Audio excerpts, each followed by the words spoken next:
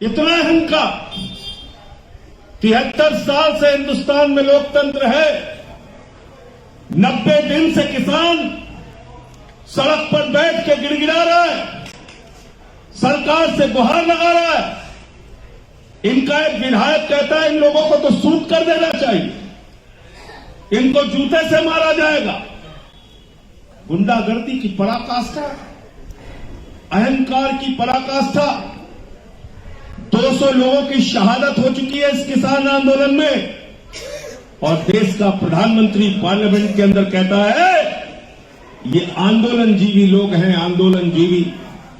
मोदी जी, मैं आपको बताना चाहता हूं, अगर राष्ट्रपिता महात्मा गांधी ने आंदोलन नहीं किया होता, अगर सरदार वल्लभ भाई पटेल ने आंदोलन नहीं किया होता, अगर शहीद आजम भगत सिंह ने आंदोलन नहीं किया होता, अगर नेताजी सुभाष चंद्र बोस ने आंदोलन नहीं किया होता, अगर शहीद अशफाक उल्लाह ने फांसी के फंदे को नहीं चूमा होता, अगर बाबा साहब डॉक्टर भीमराव अंबेडकर ने आंदोलन नहीं किया होता, तो ये मुल्क आजाद नहीं होता और संसद में नहीं होते, और ऐसे आंदोलन जीवियों का मजाक नहीं उड़ा रहे होते। खुली हवा में जो हम आप सांस लेते हैं, ये आंदोलन जीवियों की बदौलत लेते हैं। ये लोकतंत्र हमें जो मिला, ये आंदोलनकारियों की बदौलत मिला। ये संविधान जो हमें मिला, ये आंदोलनकारियों की बदौलत मिला। इसलिए मैंने पार्लियामेंट के अंदर भी कहा, यहां भी कह रहा हूं, हम आंदोलन जीवियों को सर झुका के प्रणाम करते हैं। उन्होंने कभी अंग्रेजों की दलाली नहीं की, उन्होंने कभी अंग्रेजों की दलाली नहीं की, उन्होंने कभी अंग्रेजों से माफी नहीं मांगी। उन आंदोलनकारियों ने हिंदुस्तान को आजाद कराया। हम उनको सर झुका के प्रणाम करते हैं, नमन करते हैं। साथियों और दोस्तों, कहा जा रहा है इस बिल में काला क्या है। मैं पूछना चाहता हूं, इस बिल में सफेद क्या है? क्या नहीं है इस बिल के अंदर काला? आपने एमएसपी की गारंटी का एक शब्द इस बिल के अंदर नहीं लिखा। मोदी जी कहते हैं एमएसपी था, एमएसपी है, एमएसपी रहेगा। मैंने कहा झूठा था, झूठा है, झूठा ही रहेगा।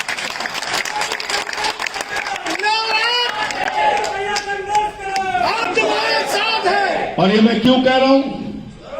मुझसे एक पत्रकार बंधु ने कहा, संजय सिंह जी, देश के प्रधानमंत्री कह रहे हैं कि एमएसपी था, एमएसपी है, एमएसपी रहेगा। आपको प्रधानमंत्री की बात पे भरोसा नहीं है? मैंने उस पत्रकार से कहा, मैंने कहा चलिए आपकी बात मान लेते हैं, प्रधानमंत्री की बात पे भरोसा करते हैं। आपसे ही शुरू करते हैं सबसे पहले। मैंने कहा 15 लाख आपके खाते में आ गया? बोले नहीं आया। मैंने कहा काला धन आ गया? बोले नहीं आया। मैंने कहा 2 करोड़ नौजवानों को रोजगार मिल गया? बोले नहीं मिला। मैंने कहा जीएसटी से दूसरी आजादी मिल गई? बोले नहीं मिला। अरे मैंने कहा नोटबंदी से देश की तकदीर तो बदली होगी? बोले नहीं बदली। मैंने कहा गन्ना किसानों का बकाया मिल गया? बोले नहीं मिला। मैंने कहा 1 रुपए भी 4 साल में गन्ने का दाम बढ़ा? बोले नहीं बढ़ा। मैंने कहा C2 प्लस 50% स्वामीनाथन आयोग की रिपोर्ट तो लागू हुई होगी? बोले नहीं हुई। तो मैंने कहा बताओ ऐसे झूठे आदमी का भरोसा कैसे?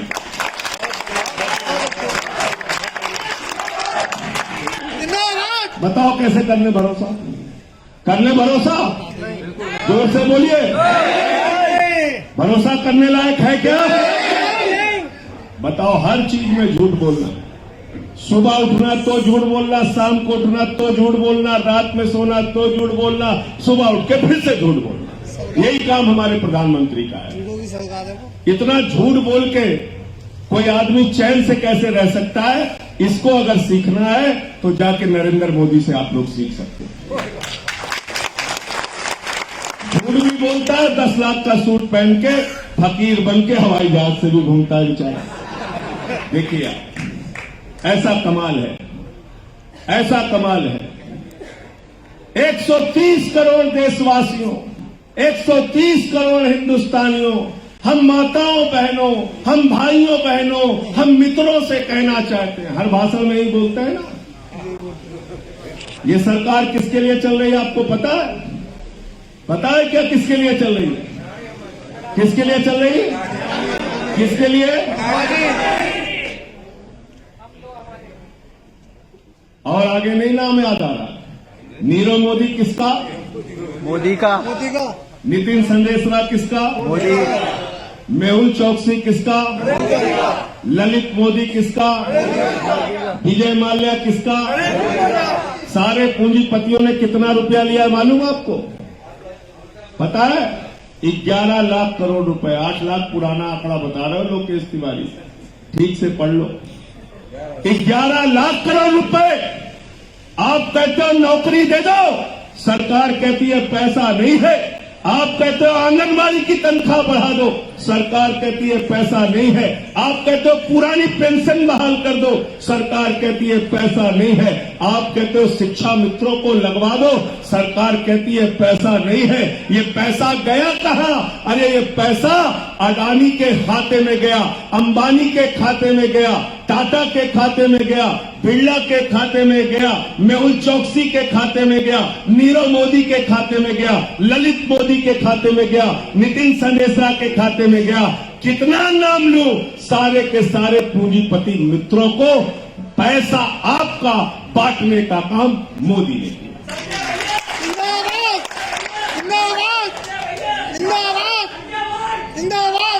130 करोड़ हिंदुस्तानियों ने, आप 130 करोड़ हिंदुस्तानियों की बात करते हो ना मोदी जी? 130 करोड़ हिंदुस्तानियों ने अपनी मेहनत से रेल बनाया, अपनी मेहनत से सेल बनाया, अपनी मेहनत से कोल बनाया, अपनी मेहनत से स्टेडियम बनाया, अपनी मेहनत से सड़क बनाई, अपनी मेहनत से बिजली बनाई, अपनी मेहनत से पानी बनाया, अपनी मेहनत से हिंदुस्तान बनाया। और तुम्हारा बजट इस बार हमें पढ़ रहा था पार्लियामेंट में, मैंने उसको पढ़ा और मैंने आदम गोल्डवी की लाइन भी वहां पढ़ी थी कि जो डलहौजी न कर सका, जो डलहौजी न कर सका वो ये हुक्म कर देंगे और कमीशन दे दो तो हिंदुस्तान को नीलाम कर देंगे।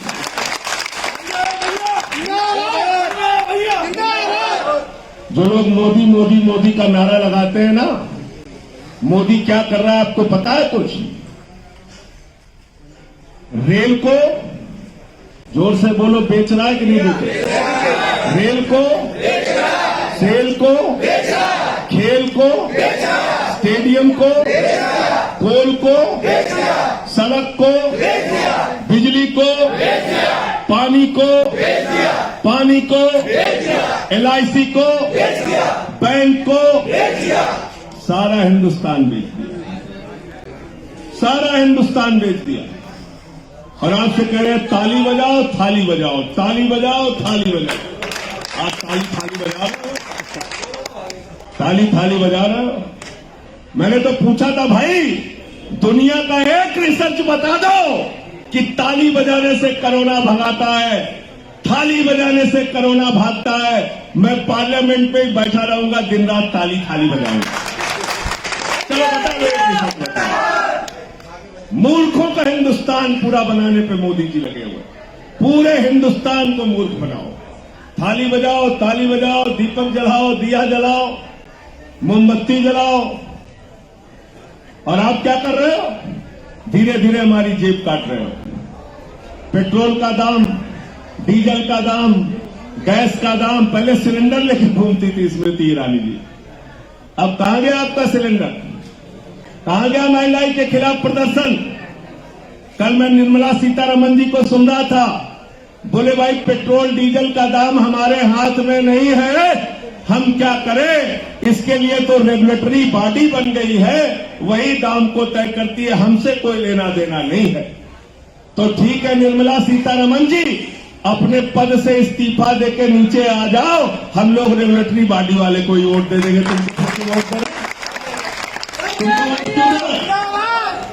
क्यों वोट दे रहे हैं तुमको?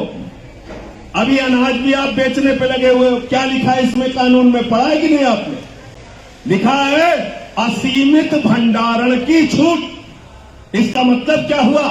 सस्ते में किसान से अनाज खरीदा जाएगा, गेहूं खरीदा जाएगा, चावल खरीदा जाएगा, दाल खरीदी जाएगी, फल खरीदा जाएगा, सब्जी खरीदी जाएगी, उसको अडानी के बड़े बड़े कोल्ड स्टोरेज में रखा जाएगा और जब बाजार में उसकी कमी हो जाएगी तो महंगे दामों पर आपको बेचा जाएगा। हिंदू धर्म में कहा गया जमाखोरी पाप, मुस्लिम धर्म में कहा गया जमाखोरी पाप, ईसाई धर्म में कहा गया जमाखोरी पाप, सिख धर्म में कहा गया जमाखोरी पाप, मोदी धर्म में कहा गया जमाखोरी पवित्र। ये मोदी जी ने नया धर्म शुरू कर दिया, अडानी धर्म। अडानी धर्म में जमाखोरी जायज है, मोदी धर्म में कालाबाजारी, मोदी धर्म में महंगाई, ये मोदी जी कह रहे हैं। मान ली जाए उनकी बात, मानना है क्या?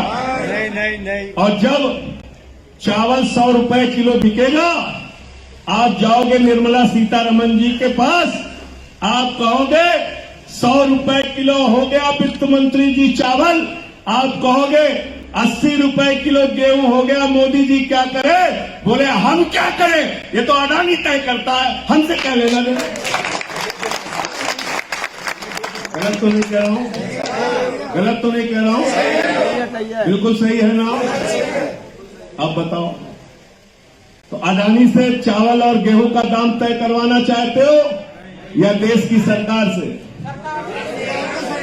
तो अगर सरकार से तय करवाना चाहते हो तो इन तीनों काले कानूनों को वापस करवाना पड़ेगा। इससे कम में कोई समझौता नहीं है, ये तीनों काला कानून वापस लेना पड़ेगा।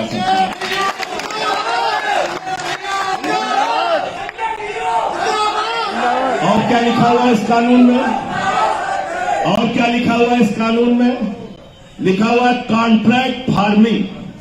अंग्रेजी में बोलते हैं, कम समझ में आता है लोगों को।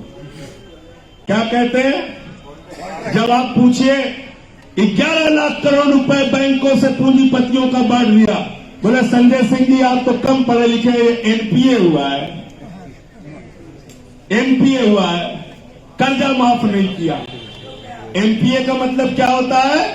बैंक से पूंजीपति का नाम बाहर कर दिया जाए। बैंक से पूंजीपति का नाम खाते से बाहर कर दिया जाए। अब नदीम अंजुम जी अलीगढ़ यूनिवर्सिटी में पढ़ते थे, चाय वाले का 5,000 रुपया बाकी हो गया, रोज रोज इनसे मांग रहा था। इन्होंने कहा भाई खाते से नाम हटा दो तो आगे का पैसा देंगे।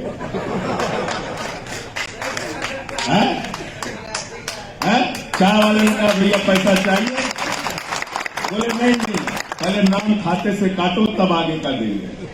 तो 11 लाख करोड़ रुपए बैंकों के खातों से नाम हटा दिया गया। उसको ये लोग कहते हैं वो तो एनपीए हो गया। एनपीए का मतलब है ऐसा पैसा जो आपको वापस नहीं मिलने वाला। राज्यसभा में हम लोगों ने सवाल पूछा कि जो ये 11 लाख करोड़ रुपए एनपीए हुआ है, जिसको तुम कहते हो कि ये माफ नहीं हुआ है, खाली बैंक के बैलेंस शीट से नाम हटाया है, बैंक के खाते से नाम हटाया है, इसमें कितना पैसा आपको मिला वापस? तो जवाब सरकार का है, मेरा नहीं, कि मात्र 9% पैसा वापस मिला, मात्र 9% पैसा। तो मैं मोदी जी से कहना चाहता हूं कि भैया जैसे एनपीए आपने अडानी का किया, जैसे अंबानी का किया, जैसे नितिन संदेशरा का किया, जैसे ललित मोदी का किया, जैसे विजय माल्या का किया, जैसे मेहुल चौकसी का किया, जैसे नीरव मोदी का किया, ऐसे ही एनपीए हिंदुस्तान के नौजवानों का भी कर दो, किसानों का भी कर दो, जिन लोगों ने घरों के लिए कर्जा लिया है, दुकान के लिए कर्जा लिया है, कम से कम चाय की दुकान लगाने वालों का तो एनपीए कर दो, एनपीए कर दो। लेकिन अभी शकील मलिक का 10,000 रुपए बाकी हो जाए तो बैंक वाला इनके पास धमकाते हुए आएगा, इनके घर पे नोटिस लगाएगा, दूसरे दिन तहसीलदार आएगा, इनको पकड़ के ले जाके थाने में बंद कर देगा, किसी किसान का पैसा बाकी हो तो बैंक में भी नोटिस लग जाएगा, गांव में भी नोटिस लग जाएगा, मजबूर होकर वो आत्महत्या कर लेगा, उसका एनपीए नहीं करेंगे। मैं ये कहना चाहता हूं, हिंदुस्तान की सरकार वो सरकार है जो कहती है 9,000 का कर्जा लोगे तो जेल में डाल दिया जाएगा, 9,000 करोड़ का कर्जा लोगे तो विजय माल्या की तरह जहाज में बैठा के लंदन पहुंचा दिया जाएगा। तो अब छोटा कर्जा मत लेना। मोदी जी की शिक्षा है, बड़ा माल लूटो, हमको लुटवाओ और यहां से मैं तुम्हें भगवाऊंगा। ठीक है ना? ये काम है इनका, ये काम है। पूरा हिंदुस्तान का बैंक खाली हो गया। आप लोगों को तो लगता है जैसे बैंक में नेताओं के दादा बाबा का पैसा जमा है, वही उठा के दे रहे हैं। किसका पैसा है भाई बैंक में जो जमा करते हो? किसका है? जोर से बोलो। हमारा। 11 लाख की डकैती हो जाए आपके इलाके में तो पूरा इलाका झुक के चोर को मारने में लग जाओगे। कोई लात से मारेगा, कोई डंडे से मारेगा। मारेगा कि नहीं मारेगा? मारेगा ना? पकड़ पकड़ के मारेंगे, दौड़ दौड़ के मारेंगे। शर्मा जी बोलेंगे हमसे 4 हाथ और हमसे भी मारा जाए। नदी मंजुम भी बोलेंगे हम भी मारेंगे। गुरविंदर भी बोलेंगे हम। और 11 लाख करोड़ की चोरी हो गई। आप लोगों को कोई फर्क नहीं पड़ता। आपको हिंदू मुसलमान जाति धर्म इससे फुर्सत ही नहीं। इसलिए इस देश के बारे में सोचो, इस देश के बारे में चिंता करो। कहां पहुंचा दिया आपको इन जमाखोरी, कालाबाजारी, महंगाई, सभी संपत्तियों को बेचना, हिंदुस्तान की बैंकों को खाली करना। एलआईसी का क्या नारा है? जीवन के साथ भी, जीवन के बाद भी। आज उस एलआईसी को बेचा जा रहा है। बताइए आप, 3,000 कमाने वाला भी 200-300 रुपए जमा कर देता था। करता था कि नहीं करता? वो भी बेच रहे हैं। तो इसलिए साथियों, बीएसएनएल बेचा, हीरा कंपनी थी आपकी, उठा उठा के सब दे दिया। तो इसलिए साथियों और दोस्तों, मैं आपसे कह रहा हूं, ये अमन बिक रहा है, चमन बिक रहा है, गरीबों के तन का कफन बिक रहा है, बाजारों में राधा का तन बिक रहा है।